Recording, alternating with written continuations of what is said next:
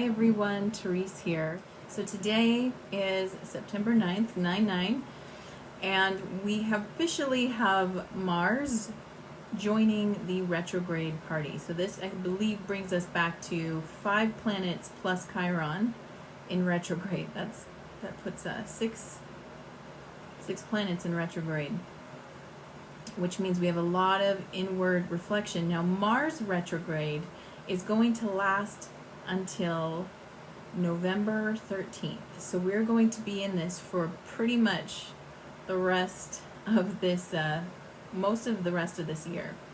And I wanted to talk a little bit about what that's going to mean for us energetically, as well as the messages from the team and a few other cool things. So let's get into talking about Mars retrograde. So this retrograde is in Aries. So Mars rules the sign of Aries, and anytime a planet lands in the sign that it rules, it's at its most potent. The energy is most potent.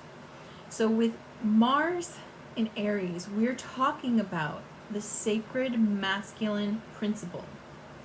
Sacred masculine. So the sacred masculine is now taking all that energy that usually is directed outward, right? And Mars is about taking action.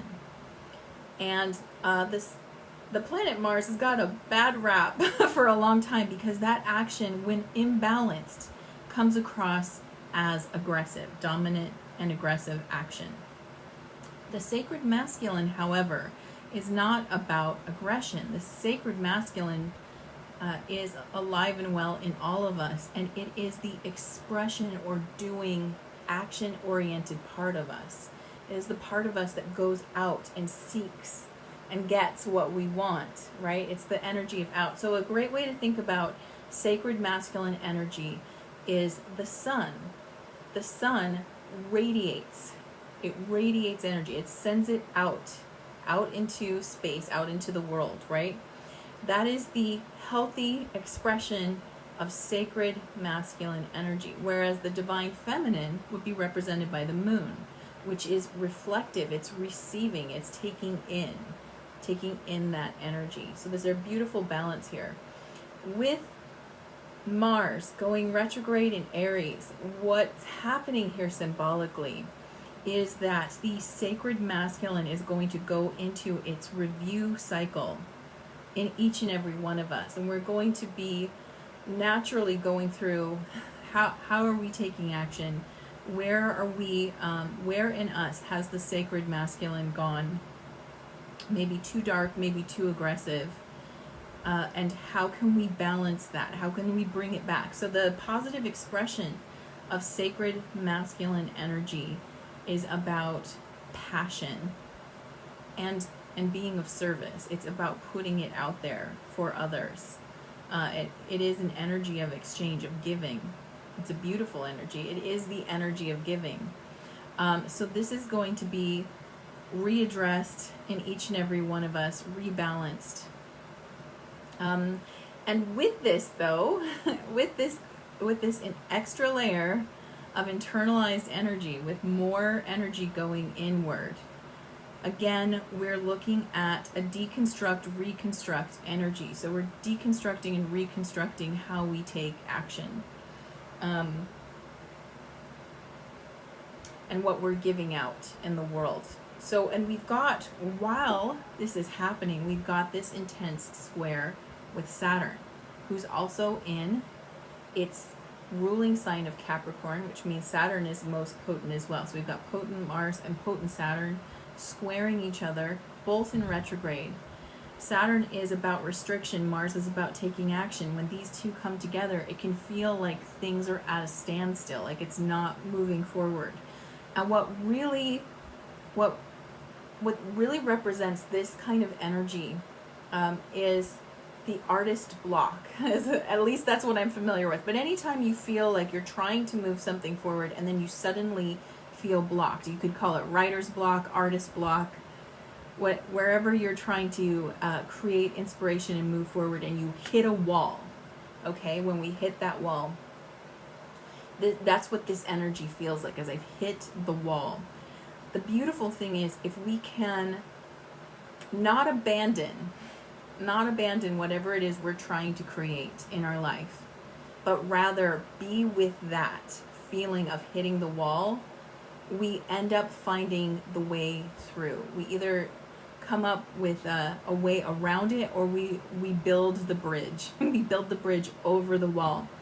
And what this means is that there is an intense amount of energy of creative solution that comes forward, and through building this bridge over the wall, we create long-lasting results. Whatever we do here, when we come up to this wall and we face it, we're going to create a positive change in our life. So I want to talk about the message that's coming through to talk about tonight before we go into karma cards. So the message right now is they reminded me, they want me to talk about the purpose of ego, because what we're going to see in this time in ourselves, and we're going to watch in others, is the deconstruction of ego to a degree.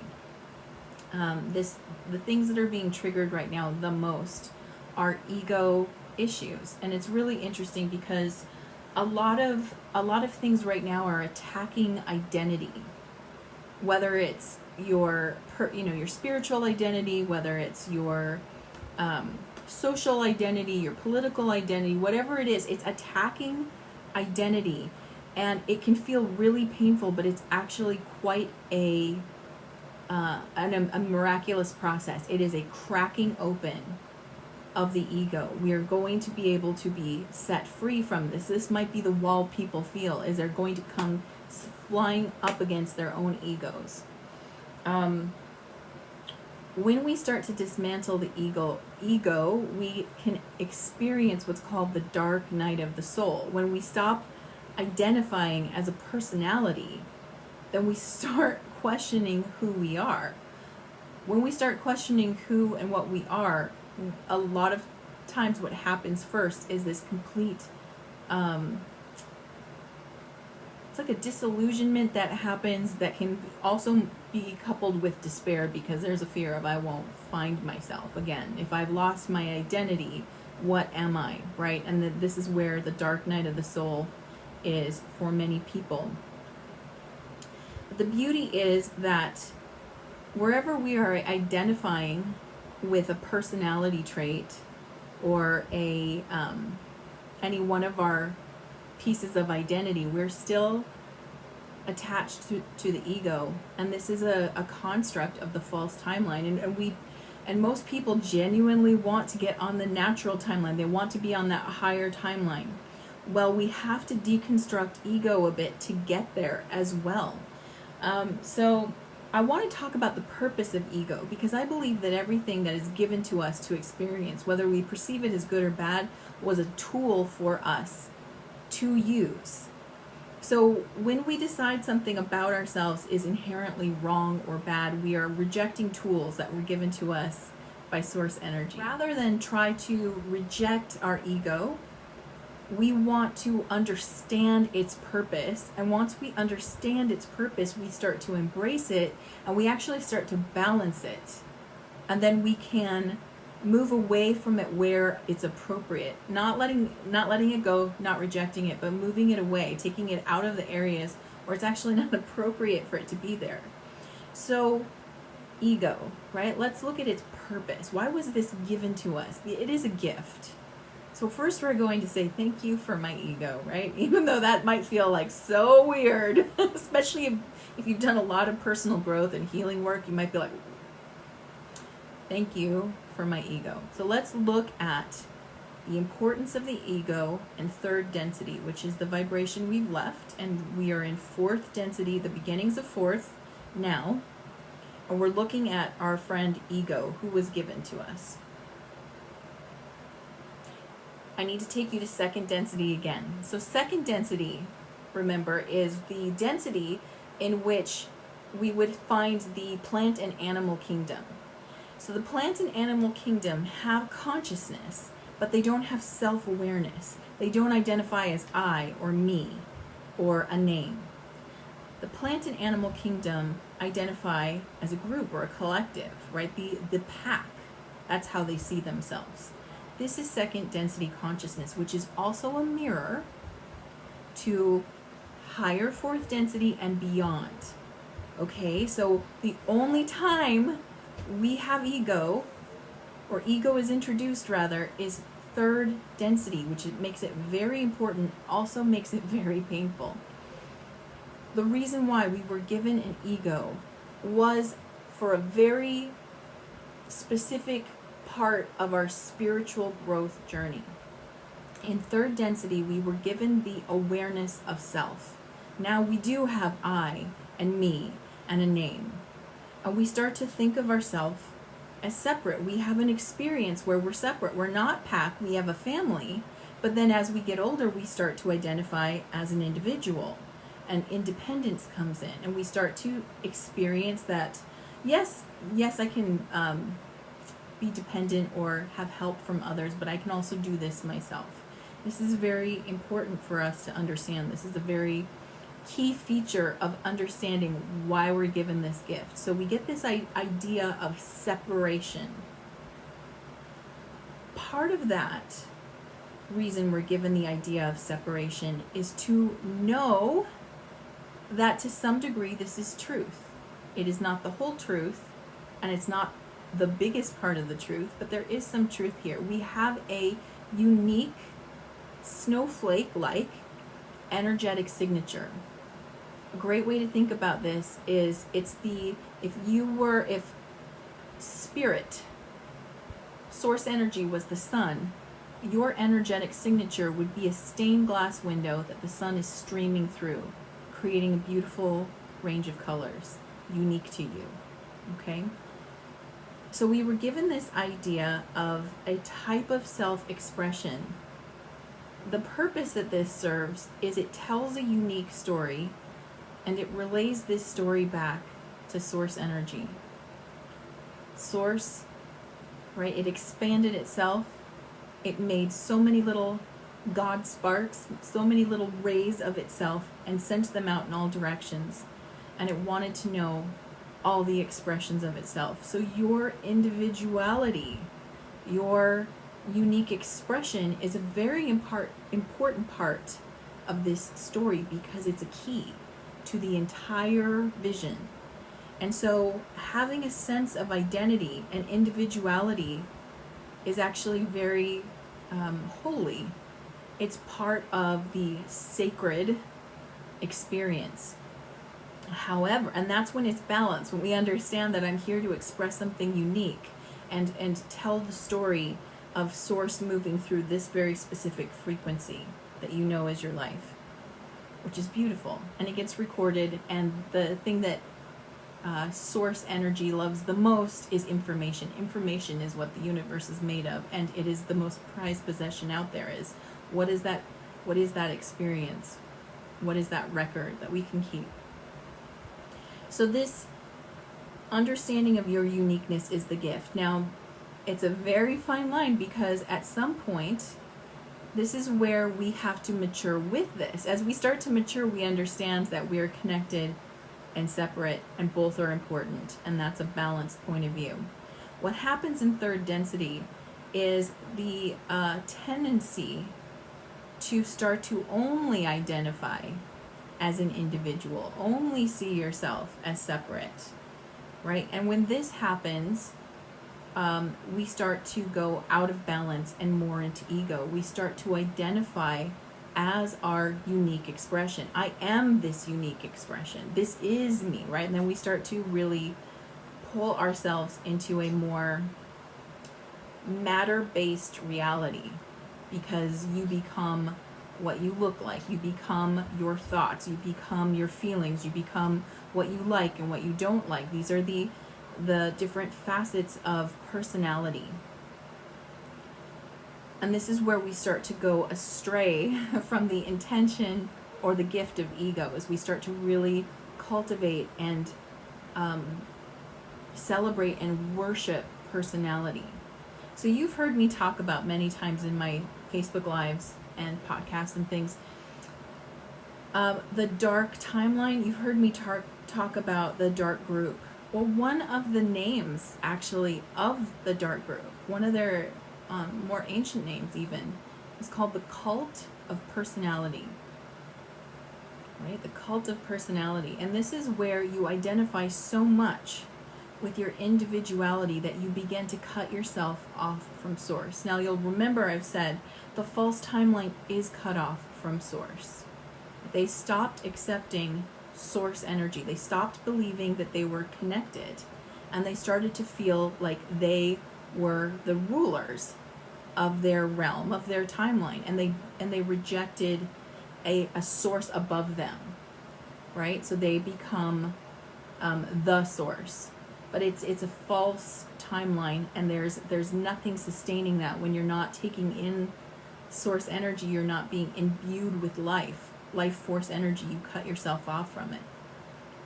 Well, falling into the cult of personality cuts you off from source energy as well, because you stop seeing how you're connected to everything, and that you're actually one, and that what you actually are is something greater than what you can speak or know or classify. The idea of personality and classification and preferences, these are all types of false timeline constructs. They come from the mind. They come from a logical mind whose greatest desire is to categorize and put things into boxes so it can understand it. Once the mind can put something in a box and understand it, it stops the flow of energy, because it goes, I know what this is. I know what this person is. I know what this thing is, and I don't need any more information. I figured it out and it's done. So this is where, when we start to identify as a personality and get really hooked into our identity and personality traits, we actually stop life force energy, because we stop an open flow. We think we know, and as soon as we decide, I know what this is, we become a static frequency there. So whatever we decide we know about something has a static frequency. Whereas when we're connected to source, we have a more open-minded frequency. It doesn't mean that we walk around going, I don't know what this is, and what are these? You know what I mean? Like, you have an idea, but you're holding space for more. It's more like, I think I know what this is, but you're almost holding space for more energy. And simply by doing that, just saying, I think I know what this is, but I could be wrong, it actually opens you up. Now, life force energy, source energy can flow through you. You're actually in what's called flow state when you hold an open mind. So one of the tricks of the false timeline is to create this cult, where the cult of personality, where you start to identify really strongly with different aspects of yourself. And these are the aspects that you start to worship in yourself or in others, which is again a false type of worship, because it's constricted, it's finite, it's done. There's no life force energy in it. But what I wanted to point out is, during this time, during this Mars retrograde energy, the beautiful thing about this is people are going to get cracked open because of it. The ego is going to meet many walls in itself, where it's going to have its identity challenged, and it's going to cause pain. It can cause pain when people start publicly, I mean, we're already experiencing it, people rejecting each other, but they're rejecting, what are they really rejecting? Are they rejecting each other, or are they rejecting identities and personalities? And the more that we individually identify with these features in ourselves, the more easily we feel triggered and angry and hurt or defensive. And it's really just the ego in each and every one of us screaming out. The beautiful thing about this time is, if we can see that happening, then we can start to go, aha, this is where I am attached to something false. And that is what the gift of this time is. If we can identify where we're attached to something false, then we can choose to set ourselves free, simply by understanding that this is this is my ego here and not me. This is me identifying as something that's an ego identification and not who I am in essence. And when you recognize your I am essence, something bigger than a label, then you set yourself free. So we're going to be experiencing this more and more. And as people start setting themselves free from ego identification, the first thing that happens is a little bit of that, if I'm not that, what am I feeling? But the more that we do it, the more we start to recognize our own essence. The more of our own true essence floods our experience, floods our conscious awareness. And as we let that happen, the pain and suffering that happens from a dark night of the soul starts to dissipate naturally. Of course, spending more time in our I am essence or an observer state, like in meditation or contemplation, can help you easily transition through letting go of identification and moving into your I am state. So your likelihood of experiencing a tumultuous dark night of the soul experience actually also sort of smooths out, because you're allowing yourself to be more in your higher self, your observer I am state more often, and it becomes more recognizable. You're like, oh right, that's who I am. That is more of me, right? So let me go back to the gift of the ego. So we understand the ego is here to help us identify separation and understand that we have a unique experience we're sharing with Source. We also understand how overly identifying with labels or identity or personality takes us further away from our natural state and puts us more on a negative timeline. So what's the gift here? The gift is, if we understand that we have a choice now. In second density, we were a pack, a group. Everybody had to work together or we all die. That was the mentality in second density. In third density, it's like, I don't need your help, I could do this myself. Or, I don't need your help, but I want to work with you. Because when we get together, things are always better. We are better together. At the end of third density, right where we are in the beginning of fourth, we are at a moment called the choice. And the choice is about your spiritual path, where you go next. And the beautiful thing is there's no judgment. It's like the universe is just watching, go, what you gonna choose? Which way you going? When we keep identifying and labeling and hold on to the personality, what happens is we tend to say, I can do this myself, and I am doing this myself, and I don't need you.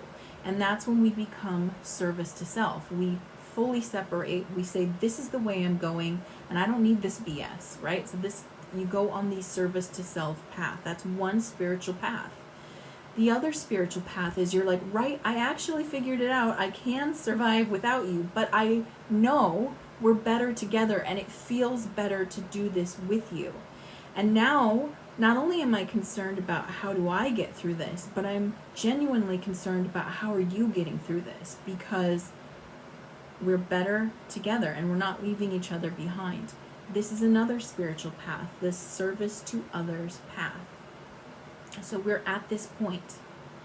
And what's interesting is I've read a lot of sacred texts, and many say we've already chosen on a soul level. Before we get here, we chose a while back. So wherever we're going, we're kind of on that path. So what I can tell you right now, if you're listening to this and you're still interested, you've already chosen service to others. These words don't really resonate to someone who's on a service to self path. They kind of hear this as sort of like fluff, I guess is a nice way. Woo-woo fluff. That's how they hear this, right? So they're not interested. If you're listening to this, you've chosen service to others. And it's so good to have you here because we're better together. So here we are. We're on these two paths that are diverging. Now there's an interesting thing. There's actually a third group. There's a third group here. And those are the ones who have yet to make a choice in themselves. And it's interesting because those who have chosen service to others, we're very aware. We're hyper aware of this, and we're also very concerned about those who haven't chosen. There's a concern for them because we've chosen to work together. So we want to take everyone with us. We also have concern for the service to others, but we're aware and we respect the fact that if they've already made the choice, that's the way they're going to go. So here we are at the fork with all the people here. And what's interesting is that those on the service to others path are checking themselves right now. What we're at is checkpoint time, guys. We need to recognize that we can hold space for those who haven't chosen, but we don't want to be aggressive in pushing them to make a choice, because not making a choice is a kind of choice, right? So we're going to be, during this Mars retrograde, checking on ourselves. Hey, am I being aggressive? Am I pushing people to make my choice? Am I allowing others to make theirs? Do I feel secure enough in myself to know that my choice counts? Or am I worried that it won't count if not everyone's making it? Right? So these are the things that are going to be checked in us, and these are the walls we're going to come up against. We're going to be hyper aware of those who haven't chosen or have chosen differently from us, and we're going to be what's going to be brought into our awareness is, are you being aggressive about this? Like, are you so gung-ho about service to others that you're almost going too hard, right? So again, the solution during this time is, when we find the block, when we hit the wall, how do we build a bridge? How do we build that bridge, right? So part of it is dealing with whatever ego is still active in us. And the fact that we're, that we're here having this experience, the fact that we feel ourselves moving up and down in frequency just lets us know, yeah, there's still stuff to work on. There's still stuff to love and appreciate in ourselves, to balance by loving and appreciating ourselves, so that we can stop pushing so hard on others to change. We don't need to push them to change. We can love ourselves and then become an accepting space. And when you're an accepting space who doesn't need someone to change, that's when they start looking at you going, why is this easier for you than for me? Why do you seem to be okay during a time where I'm falling apart? When they start asking questions, that's when they're ready. That's when they're ready to look at things. And all we need to do, like the teams keep saying to me, just work on yourself and trust that that's enough. So we're going to be given more fine-tuning during this time, and we can see it as the gift it is. Sometimes the gifts that we get sting before they feel really good, but the beautiful thing is with healing is that sometimes that stinging is an indication that it's healing, right? And we need to just keep associating that with the healing process. All right, so I hope that helps give you something to look at and focus on and feel into, see if that's in alignment with you. But I do think it's going to make this next part easier. And with that, I want to go into karma cards. So for those who are new to karma cards, I've got 3 decks here. I've got the planets, signs of the zodiac, and the houses of astrology. And I've already asked my team, what is the message for us right now? And a message has appeared, and I have 2 sets of answers right now. I have a set in red, which are action, and I have a set in blue, which are outcome. And all you have to do is tune in intuitively and think about, what do you need, action or outcome right now? Let me tell you the time period. Time period of this reading is today, September 9th, all the way through September 17th, which also happens to be the new moon. All right, so what we have here is Mars, which this is the day Mars went retrograde, and of course it would show up in Taurus in the 5th house. Now the 5th house is about creativity, and that is the solution. as we move through this time period. So I love that Mars and the 5th house come together here. It's beautiful. All right, so for those who are choosing red or action, your spiritual action at this time is to energize your beliefs with the trust of a child. Energize your beliefs with the trust of a child. When I feel into this, this is kind of connected to what I was talking about making your choice. You've made your choice. Energize that. Remember, earlier I said some of us are worrying that our choice doesn't count unless everybody's in. It does. Trust that. With the trust of a child means complete 100% all in. I am all in. I'm on the path of service to others, and that is going to be what I experience. 100%. Mental action at this time. Confront the costs of fun, romance, and making art. Confront the costs of fun, romance, and making art. This is an interesting one. Obviously, I've been talking about how Mars is going to bring us into confrontation. The costs of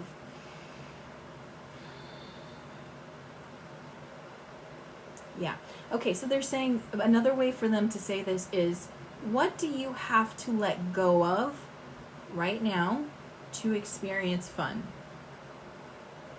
You're going to have to let go of something, right? What's blocking fun for you is another way to say that. What's blocking romance? What's blocking creativity or making art is another way to say that. The cost of getting your fun, getting your enjoyment, getting your creativity means you're going to have to surrender the thing that's blocking it now.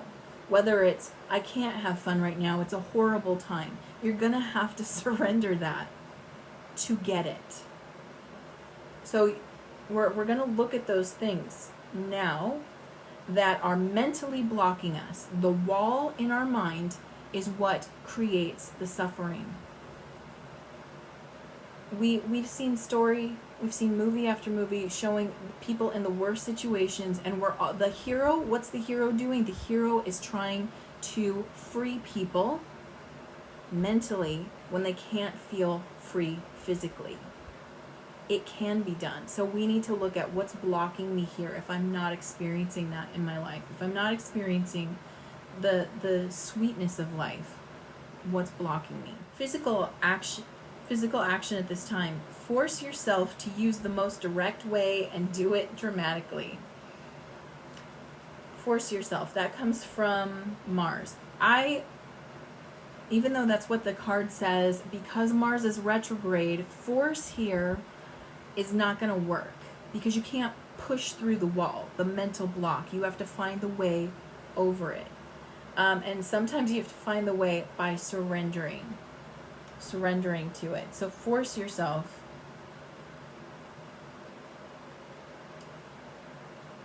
to use the most direct way and do it dramatically. This one is so tricky because literally what it's saying is that is the energy that's going to be reformed now. So the direct, you're going to need to get right to the heart of it. Do it dramatically. That comes from the 5th house because the 5th house is full of, that is where our creativity, spontaneity, and drama live, right? So we're going to get in there with 100% passion and commitment. When I look at the first part, force yourself, what I see is it's time to look directly into the eyes of what you're afraid of. It's time to acknowledge the wall. It's time to acknowledge what you think is falling apart and really start to directly question it. We have to look at that, right? If we're looking at other people and saying they need to stop, they need to fix, they need to change, we're not looking at us.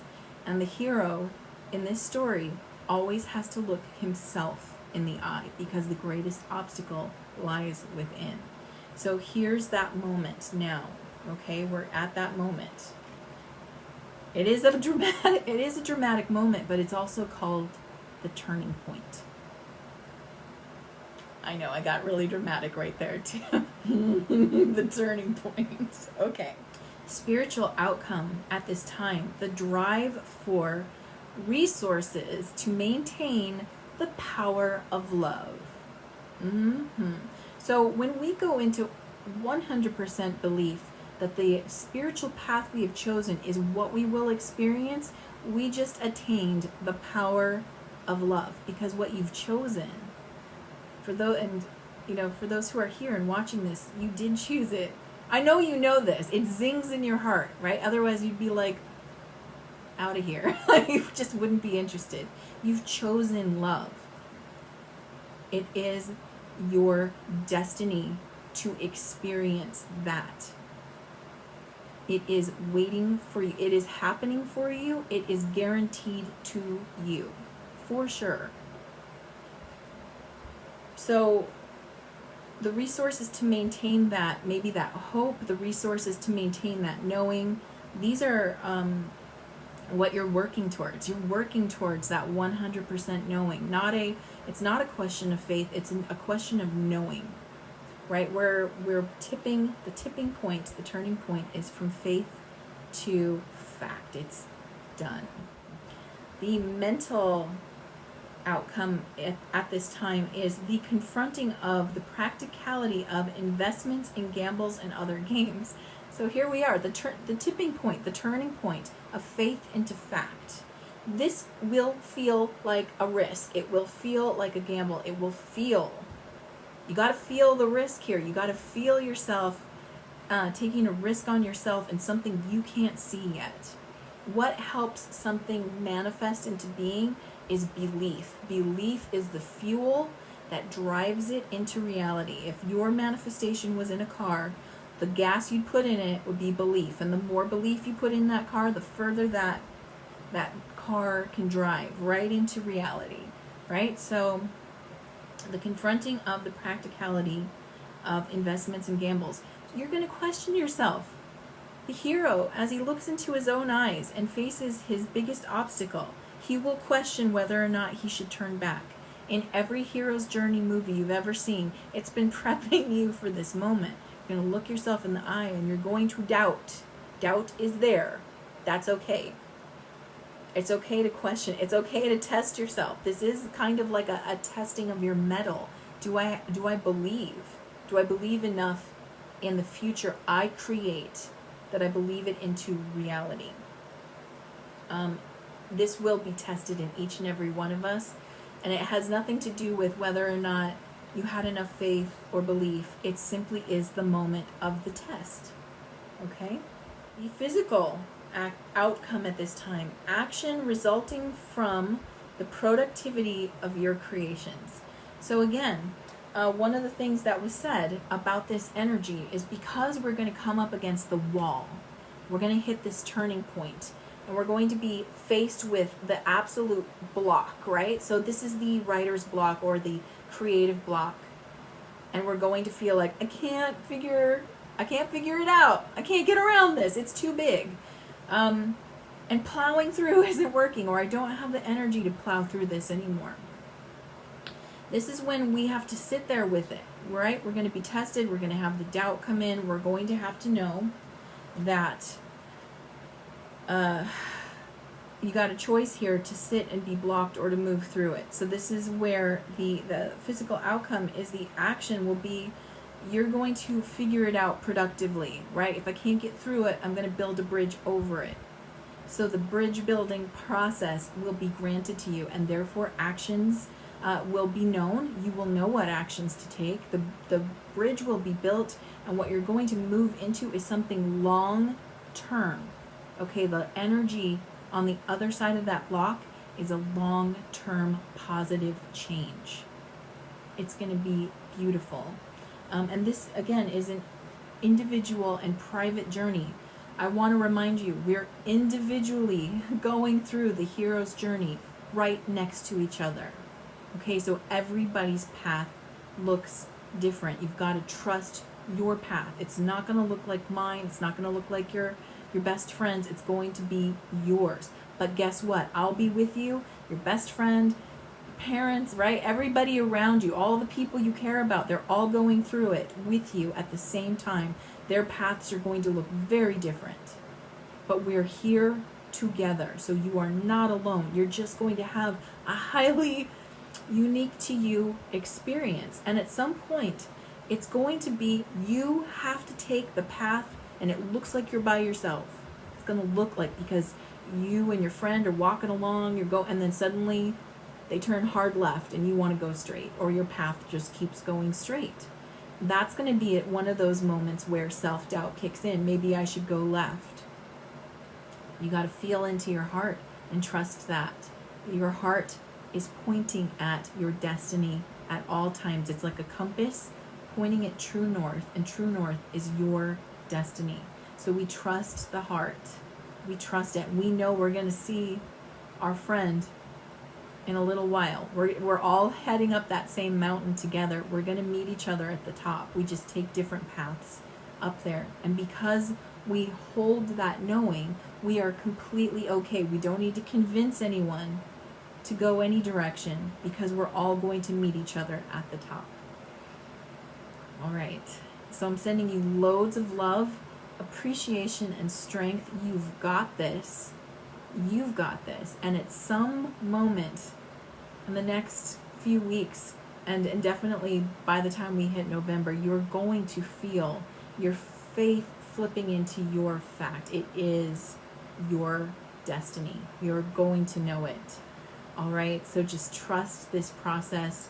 Be gentle with yourself, and do the absolute best you can to be gentle with others, even when we feel triggered. That's when we know time to put the phone down, time to step away, go outside, go for a walk, lay down, run away.